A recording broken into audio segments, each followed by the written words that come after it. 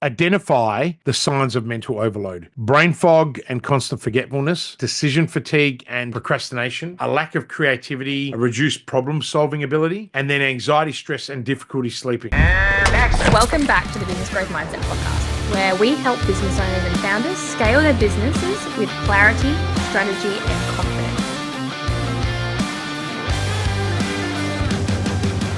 How do you build a system that actually you can stick to, and how do you build that habit to make sure you don't fall back into those bad habits and end up exactly where you started? All right, I'll answer that part first, and then I'll talk about some of the systems. A habit is something you form over a period of time. You're certainly not going to form it over 3 days, because you need to change the way your brain's wired.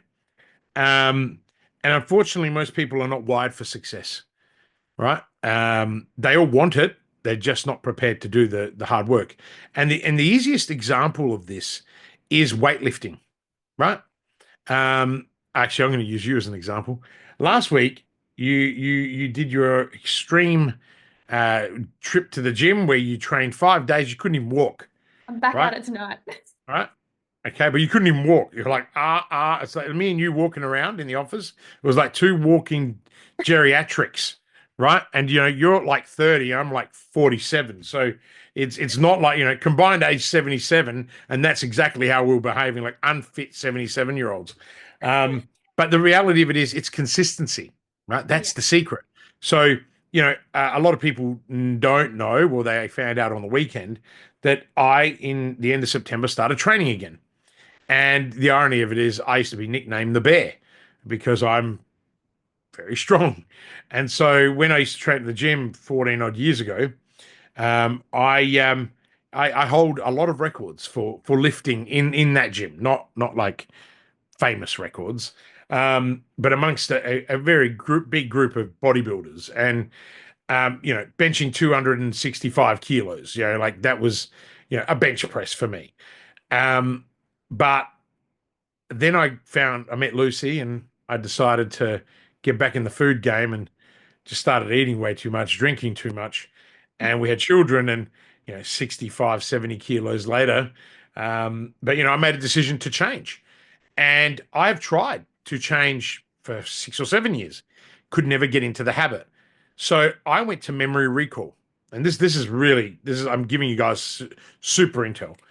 And my memory recall is my mate Trent. And Trent Mitchington, one of the best trainers that I've ever worked with. He not only has been a mate of mine for 20 years, um, he's the man that got me into shape back, 14 years ago, after a 10-year hiatus from training, or whatever it was, from professional sport. And I knew that if I started training with him again, I would actually turn up, because he would kick my ass. But the reality of it is, I absolutely love training with him. Like, I've got a sciatic nerve issue at the moment. I went to train today. He looked at me. He goes, "You can't even walk." I said, "Oh, well." I said, "I'm here. Let's lift." Right? It's about consistency. And on Friday, we did a 160 kilo bench. So in less than 4 months of training, I'm back up to 15 reps at 160 kilos. Right? Now, I'm also 47 years old. Like, I'm not 37-year-old or a 35-year-old anymore. Things happen as you get older. Your testosterone drops and all those things. And even today, even though I wasn't up for it and my mood was down, I went and trained. It's the mindset. That's what I'm getting at. It's like, you to create a really successful habit, you've got to believe it. You've got to have 100% clarity. You got 100% belief, and you got to have 100% of the time. Right. And that's a Dan Martell 300% rule. I don't know if he stole that from someone else or he created it, but I love it. Dan is one of my mentors and one of my coaches. And, I've enjoyed immensely working alongside him, and just getting that extra 2% that I need. But look, there is a whole bunch of other things that you could do. So that, Bonnie, is for me the way that I have been able to do that. Okay. Can I add one little thing that you taught me that I don't think you threw in there?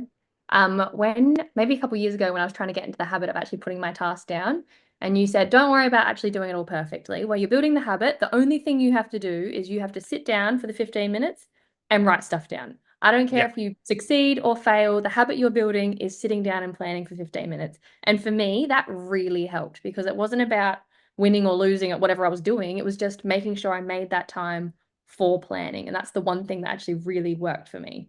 So I just Yeah. wanted to make sure Good, I good, shared good that with highlight. And you. I mean, and I think that that is actually, and again, this is all the shit that I forget. Yeah. In all of our programs, in all of our group coaching programs, whether it's customers on demand or growth school, we have three non-negotiables that everyone has to do every day. And if people don't do them, and we get people to check, if people don't do them, we don't let them ask questions. Like it's simple. You can't get my help if you don't do the three non-negotiables. Now that's kind of ruling with an iron fist, but I'm doing it because some people just can't help themselves. And it's like, I'm like, come on, man. This isn't that hard, right? Now, if you want to know what our three non-negotiables are, I'm not going to tell you. You have to sign up to the programs. There's only certain things that I'll give away, but that's not one of them. And they're not complex, but people do them, and it increases their ability to generate leads, build a brand, and also feed their brain, right? Which is really important. But look, there are some things that I do want to work through with you. I mean, one of them is the brain is an incredible problem solving machine, and it's not great at remembering, organizing, or managing long lists of tasks. Okay, so so the key is that it wants to automate decision making and reduce mental friction. Okay, so what some of the things that I have always loved and used is the Eisenhower method along with the brain dump, right? Like the two things that I talked about earlier, they're excellent tools, right? Um, we've had lots of seven-figure, clients that have constantly been stressed out about tasks slipping through the cracks. So, when they started using the simple task capture method and prioritization systems, their work felt lighter. They made fewer mistakes, and the team became self-sufficient. But some of the other things that there's some of the tools that I talked about earlier. Some of the things that are really important, Bon, is that I don't work to this rule, but most people should start with this, is to follow the 9 minute work block rule, right? So work in deep focus for 90 minutes, then take a 15, 20-minute break and do whatever. Now I work to 20-minute, right? I work to the Pomodoro method. So because I'm in beast mode, bear mode. So 20-minute intervals with then a 1 or 2 minutes walk around, right? Just do something completely different, switch off, come Yeah. back, go again. That's because I've got really bad ADHD. So if I don't practice those things, but if I got to do really deep work, I can lock myself away for 3 hours, 4 hours, no problem, right? And my productivity doesn't drop because I'm used to it, right? Yeah. But if you do that over and over and over again, you will burn out, right? Yeah. So that's the first one. The other thing is that works really successfully, particularly for clients when we're trying to get the pulse of their organization, is having theme days. Okay, so you batch basically based on the days. So Monday might be strategy, Tuesday might be meetings, Wednesday might be deep work. So the big one that I implement with a lot of our clients is meeting days. So like we run our entire group of companies on a Monday. So I only have what three client calls and a board meeting every fortnight, right, on Mondays, and then I pick up my kids from school, drop them off to school, but that's it. That's my whole day. So, and they're my two big one-on-one clients that get access to me on a Monday. Otherwise, that is how we run our companies. And then we have follow-up meetings on Wednesday, and we have huddles every single day, right? But Monday is team day. Now, why do we do it on that day? Is because there's public holidays on Mondays. So if I had client work, I'd have to then move them, whereas I don't have to move team days. So there's a lot of smarts around why we did things that way. The other thing is their 2 minute rule. Really cool concept. If something takes less than 2 minutes, do it immediately. Okay, get it off your plate. Don't just have this exhaustive task list and then keep writing shit. If it's 2 minutes, do it. Bang. If it's over 2 minutes, no. Then put it in your Eisenhower method. Um, Probably one of the other things that's really important, and this goes back to why we created the aligned state, that is decompressing and resetting your system. Every day, start with meditation or breath work. And no bullshit.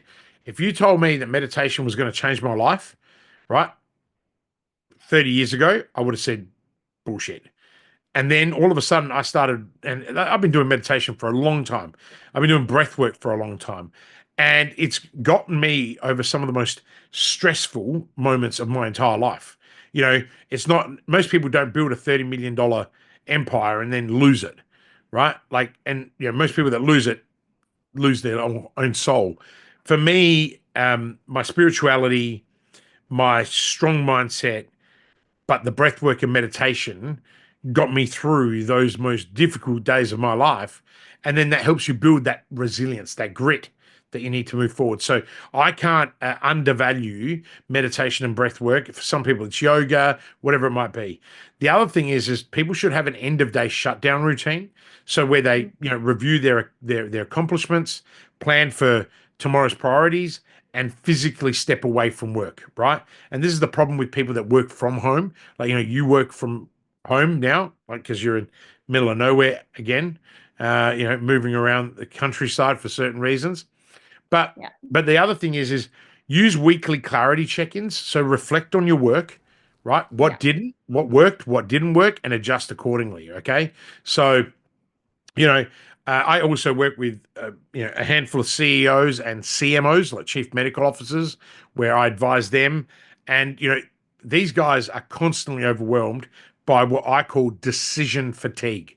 So when we help them start their day, we start by ending their workday with a structured shutdown routine. And what happens is for a lot of these guys, the stress level drops like 50%, and they find themselves making much clearer, faster decisions. So that's kind of like a little gold mine that I want to give away to people, right? And I think finally, the goal of any system isn't to add more to your plate.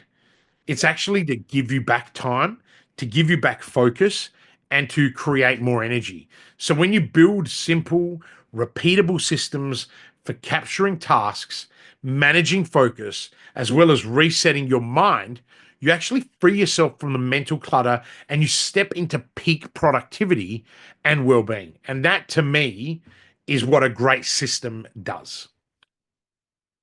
I like it.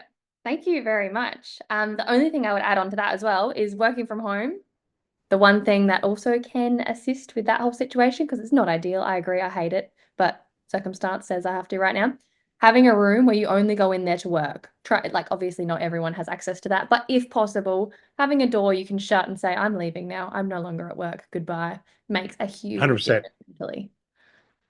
All right. Yeah, Well, don't thank work from your you. couch. Don't work from anywhere. Like, people need to think about it. Yeah, great, Yeah. great, great, great. Well, thank you so, so much for those insights. Mental overload isn't just stress. I think people try and interweave those all the time. It's not exactly the same thing. It is different, and it is a massive productivity killer that impacts decision making, focus, and overall business performance. I think we've all carried the key takeaways that we usually do at the end of the podcast. Is there anything you want to add, or I think we've probably covered everything? Look, I think the big one is that brain fog, right? Um, and constant forget. I want people to take this away more than anything else. Um, Identify the signs of mental overload: brain fog and constant forgetfulness, decision fatigue and procrastination, a lack of creativity, as well as a reduced problem solving ability, and then anxiety, stress, and difficulty sleeping. Like, if I all the other tools, if you comment tools in the podcast or in any of the reels that we'll push out, we'll send you the tools. Happy to share them with you. I don't want, I'm a very generous person, as you know, happy to share it with the world. What I don't want is, I don't want people not identifying the situation that they're in, because that will absolutely, it won't help anybody, right? So, and business is already hard enough, so we don't need to make it harder for ourselves. Agree. Well, everyone, if you're serious about reducing overwhelm, reclaiming your focus, start implementing these strategies today. And please let us know if they worked for you, if you have any feedback, or you want to share anything that's happened since you've implemented any of them. We would love for you to tag us on social media or reach out in any of our comments. We look forward to seeing you all next week on the Business Growth Mindset podcast. Bye. See ya.